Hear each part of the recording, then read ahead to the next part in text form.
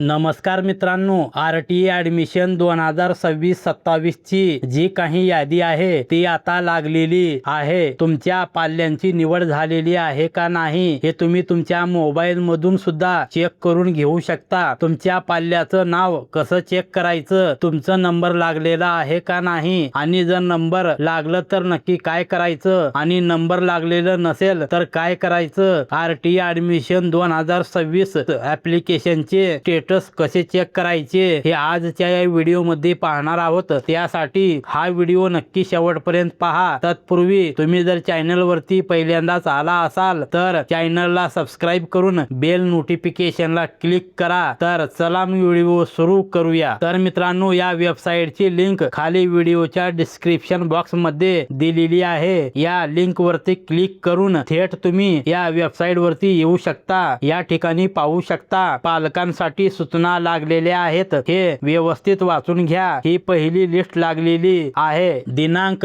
10/4/2026 ते 20/4/2026 पर्यंत तुमचा जो प्रवेश आहे तो घ्यायचा आहे। शेवटची तारीख 20 एप्रिल 2026 ही आहे। त्यासाठी हे ॲडमिशन लवकरात लवकर करून घ्या। निवड यादीतील ज्यांची निवड झालेली आहे त्यांनी आपल्या अलॉटमेंट लेटरची प्रिंट काढायची आहे, आणि त्यासोबत जे काही हमीपत्र आहे सेल्फ डिक्लेरेशन त्याची सुद्धा प्रिंट काढायची आहे, आणि जे काही कागदपत्र आहेत ओरिजिनल हे सर्व कागदपत्र घेऊन जे काही पडताळणी समिती आहे त्यांच्याकडे जाऊन आपल्या कागदपत्राची पडताळणी करून घ्यायची आहे। ॲडमिट कार्ड काढण्यासाठी पालकांनी लॉग इन करायचं नाही। अर्जाची स्थिती या टॅब वरती क्लिक करून आपले नंबर लागलेले आहे का नाही हे पाहू शकता। आता ही लिस्ट कशी पाहायची यासाठी मूळ निवड यादी यावरती क्लिक करायचं आहे। त्यानंतर अकॅडमिक इयर सिलेक्ट करायचं आहे 2026-27। त्यानंतर जिल्हा निवडून घ्यायचा आहे। त्यानंतर लिस्ट नंबर 1 सिलेक्ट करायचं आहे, आणि पुढे गो या ऑप्शन वरती क्लिक करायचं आहे। त्यानंतर इथे पूर्ण जिल्ह्याची निवड यादी तुम्ही इथे पाहू शकता।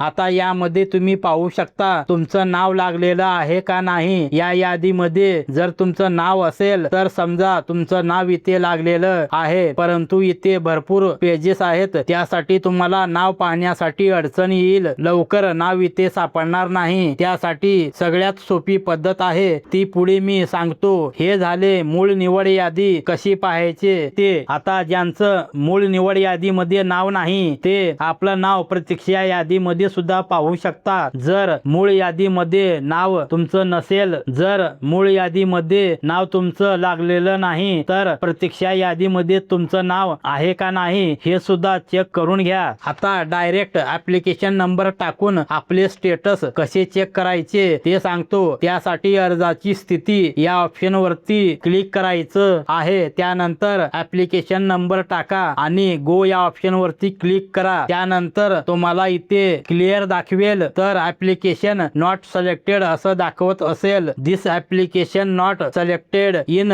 एनी स्कूल, म्हणजे तुमचं नाव इथे लागलेलं नाही। आता इथे आपण दुसरं ॲप्लिकेशन नंबर टाकून पाहूया। ॲप्लिकेशन नंबर टाका आणि गो बटनावरती क्लिक करा। इथे पहा, आता इथे तुमची निवड झालेली आहे। निवड झाले की असे दाखवेल ॲडमिट कार्ड पहा। ॲडमिट कार्ड आलं म्हणजे समजा तुमचा नंबर लागलेला आहे। याची एक प्रिंट काढायची आहे, आणि सर्व डॉक्युमेंट आणि हमीपत्र घेऊन तुम्हाला पडताळणी समितीकडे जायचं आहे। तुम्हाला कुठे जायचं आहे त्याचा पत्ता सुद्धा इथे दिलेला आहे। तिथे आपल्याला मूळ कागदपत्र दाखवायचे आहेत। तिथे सर्व डॉक्युमेंट चेक केले जातील, आणि सर्व तुमचे कागदपत्र बरोबर असतील तर ॲडमिशन कन्फर्म होऊन जाईल। तुम्ही पाहू शकता तुमचा नंबर लागलेला आहे का नाही। धन्यवाद।